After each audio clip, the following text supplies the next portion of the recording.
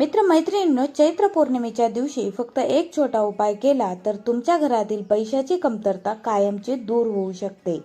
चैत्र पौर्णिमा आणि हनुमान जयंती एकाच दिवशी असल्यामुळे हा दिवस खूप शक्तिशाली आहे। सर्वात आधी घर स्वच्छ करा, कारण देवी लक्ष्मी स्वच्छ घरातच वास करते। संध्याकाळी पूजास्थळी दिवा लावा आणि लाल फुले अर्पण करा। शक्य असेल तर कमळाचं फूल नक्की ठेवा। त्यानंतर 108 वेळा ओम श्री महालक्ष्मी नमः या मंत्राचा जप करा।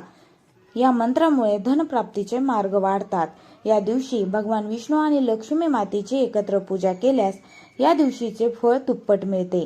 गरजू लोकांना अन्न, कपडे किंवा पैसे दान करा। हा उपाय लक्ष्मी मातेला सर्वात जास्त प्रिय आहे। गाय आणि पक्ष्यांना अन्न दिलं तर घरात सकारात्मक ऊर्जा वाढते। हा उपाय मनापासून केला तर तुमच्या घरात सुख, शांती आणि पैशाची भरभराट नक्की होईल। हा व्हिडिओ सेव्ह करा। हा उपाय तुमच्यासाठीच नाही तर तुमच्या मित्र परिवारासाठीही खूप महत्त्वाचा आहे, म्हणून आता शेअर करा आणि असेच पॉवरफुल उपाय रोज पाहण्यासाठी आपल्या चॅनलला सबस्क्राईब करा आणि कमेंटमध्ये जय महालक्ष्मी लिहायला अजिबात विसरू नका।